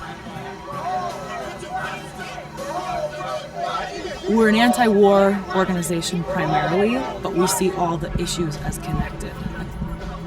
We decided to apply for a permit because we wanted it to be accessible to a broad number of people, and we knew that police repression was likely to be very intense. And when we applied for a permit to gather at the state capitol, part of the reason for doing that was just to try and ensure us a place to at least gather.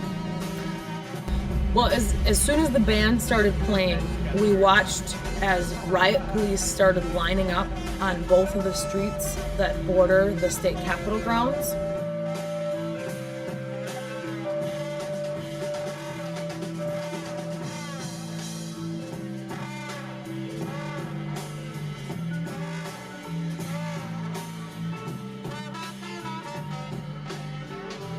Then we saw a line of police on bicycles come riding right across the lawn of the state capitol, right into the middle of the crowd, where they grabbed two people who were sitting in the grass listening to music and arrested them. Let them go!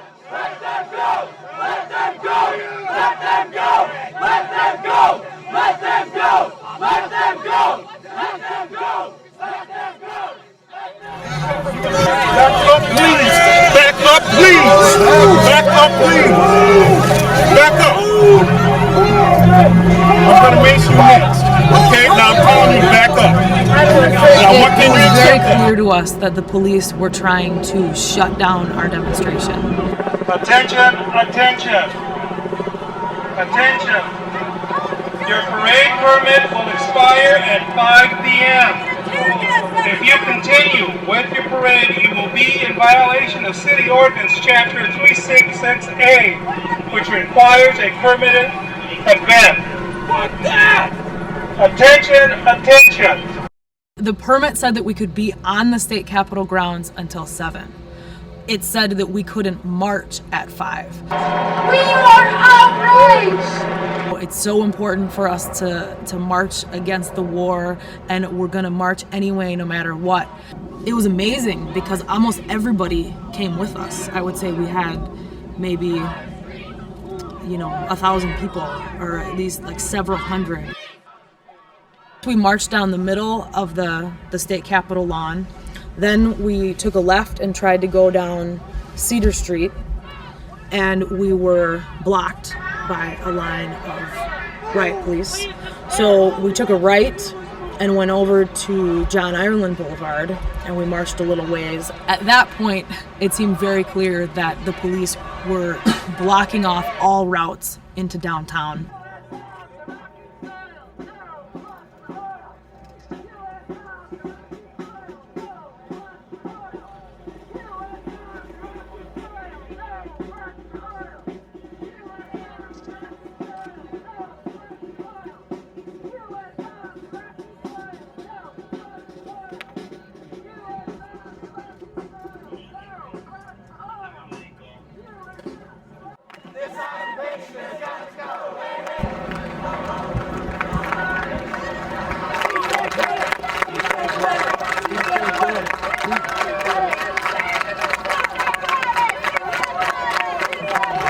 seemed to us like they were waiting again for us to make a move, or they were planning some kind of move that wasn't happening yet.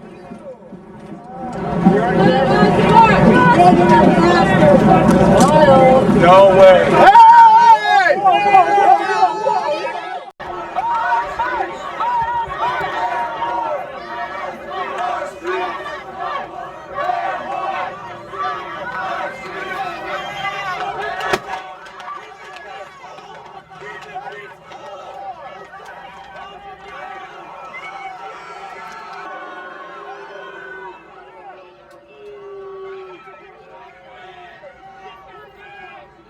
One of the things that was the most disturbing that happened shortly after that is we tried to go back down Cedar, the place where we had started, because it looked for a minute like it was going to be open. There was a line of police, and there were two people that were holding the lead banner, and all of a sudden the police grabbed the banner, they grabbed the poles and were trying to rip it out of the hands of the people who were holding it. They shot him with a rubber bullet from really close range, and he fell backwards and he got a huge bruise that's about the size of a frisbee. That's how people have described it.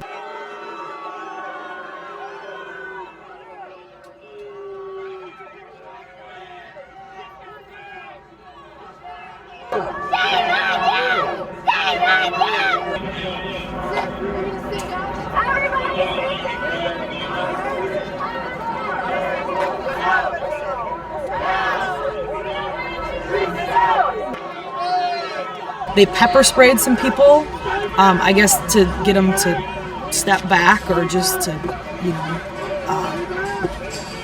intimidate, hurt people.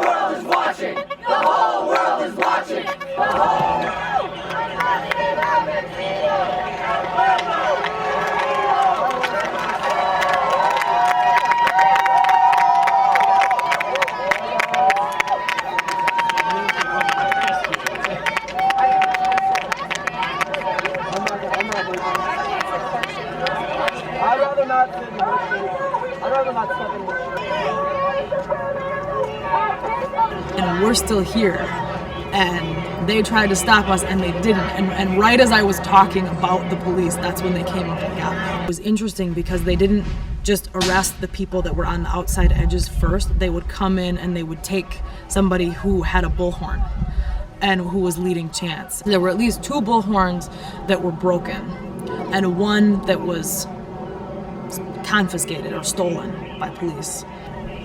So they came in and they started arresting everybody one by one, and I would say there were probably about at least 35 or 40 people that were sitting in the intersection.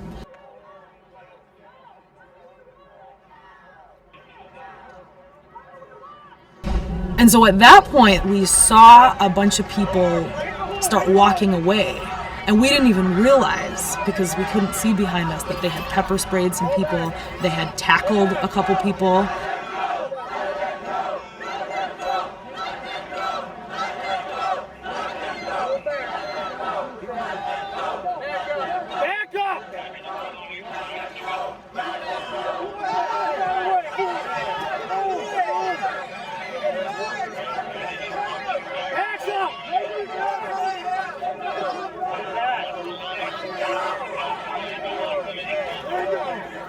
It was planned to be a march to the public viewing area across from the Excel Center.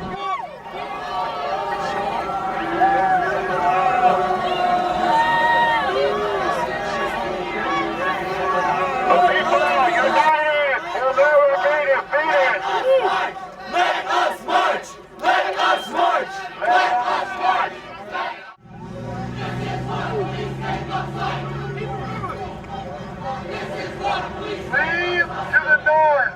This is an unlawful assembly. Immediately, if you do not leave to the north, chemical agents and other measures will be used to arrest you. You must leave to the north. Our streets! Our streets! Our streets! Our streets! Our streets!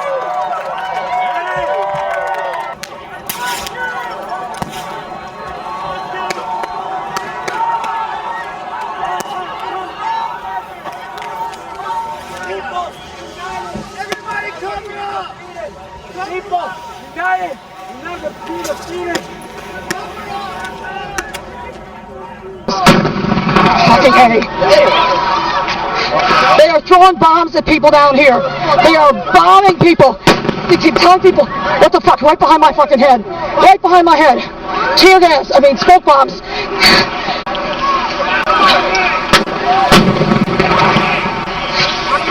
That way! They're bombing us that way! You can't move that way! They're bombing people that way! The police department, you may go southbound to evade this. Southbound! Southbound! This crowd is overdue. Southbound!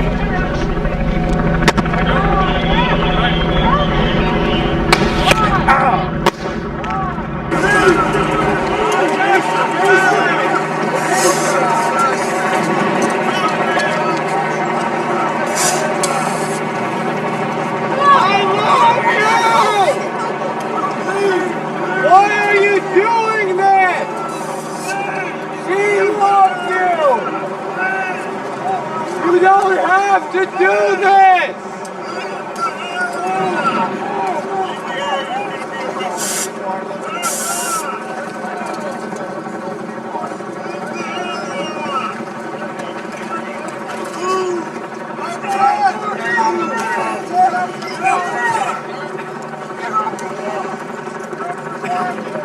Leave the area!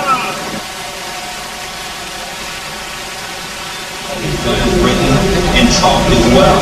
So in all their exuberance to express her qualifications, they should step back a moment and realize that McCain is at the top of the ticket. Please. Please. My friends, my dear friends, please don't be diverted by the ground noise and the static.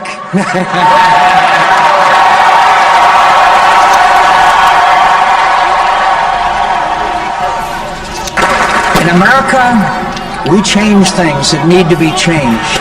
Each generation makes its contribution to our greatness. We believe in the values of families, neighborhoods, and communities. We believe in a government that unleashes the creativity and initiative of America. I know how the world works. I know the good and evil in it. I know how to work with leaders who share our dreams of a freer, safer, and more prosperous world, and how to stand up to those who don't.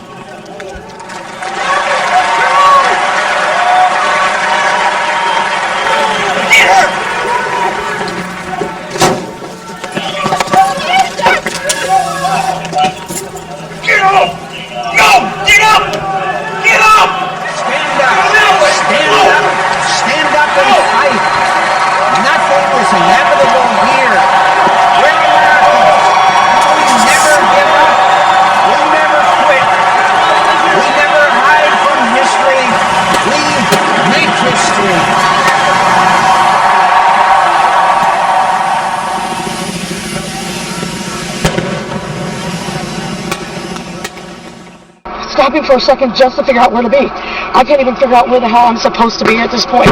Now they're doing another bomb where they're bombing people. Again, they're bombing people to keep, every time they run people in that direction, they bomb them. So people are fucking frightened because they don't know where they're supposed to be. This is unbelievable. They're bombing people south. You can't move south, they're bombing you. You can't.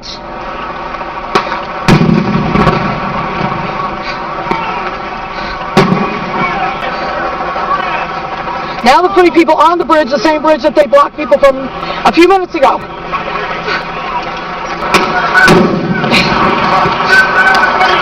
They keep telling you to go, and you cannot go anywhere.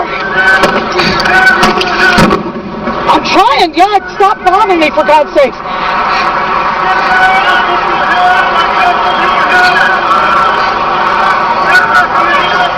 They are trapping all these people, and apparently they plan to arrest all of them. I'm walking through smoke from an incredible number of bombs.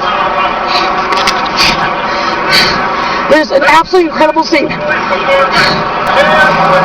We are being told that if we are on this bridge, we are under arrest. I am not going to be under arrest. I am here documenting this. It is legal for me to do so.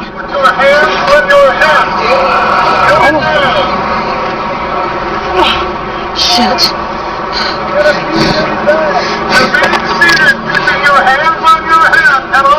I am documenting this conduct. I am documenting this conduct by the St. Paul Police. It is absolutely outrageous. They are telling us anybody who was on this bridge is under arrest. They didn't give you any way to escape. You had absolutely no way to escape. There was no way to escape. Trying to document their police conduct, and they gave us absolutely no way to escape this. Please know that we are probably going to be under arrest. This is an outrageous conduct by the part of the police to control the spin of this whole thing. I'm hoping my cameras get out of here. I'm not for sure that they're going to. I am very concerned. All of us are sitting on the floor with our hands on our heads. We're being told not to move. I'm hoping you're hearing this message, Daryl. Please stay on the line. Don't hang up unless you have.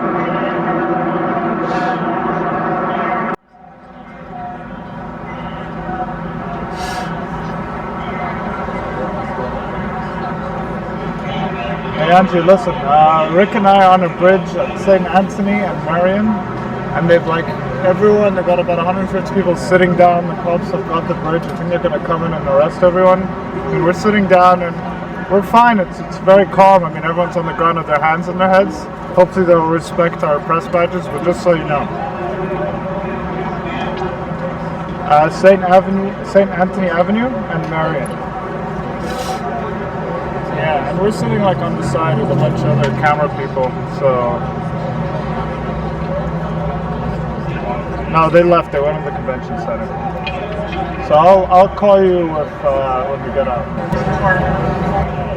Remain seated and calm, keeping your hands on top of your head. Arrest teams will be moving in, and if you resist them physically, you will be subject to a use of force. Remain seated, keep your hands on top of your head, and follow the officer's directions exactly.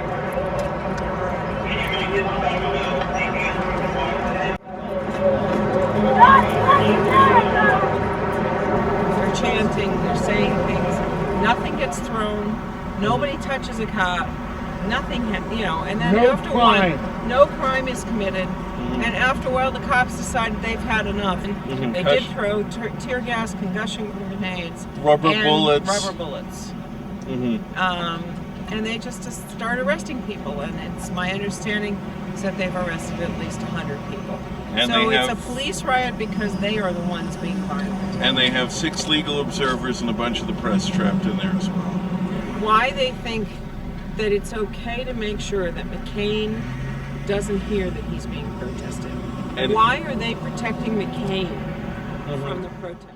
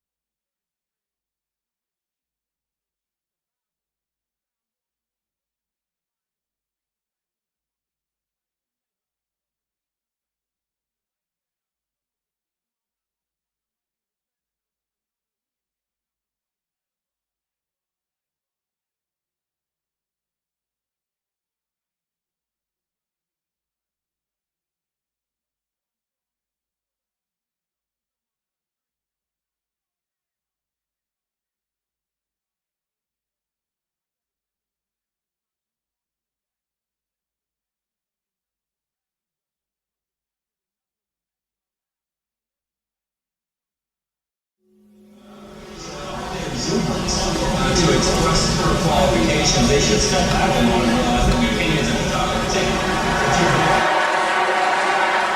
Please. Please. My friends, my dear friends, please don't be diverted by the ground noise and the static.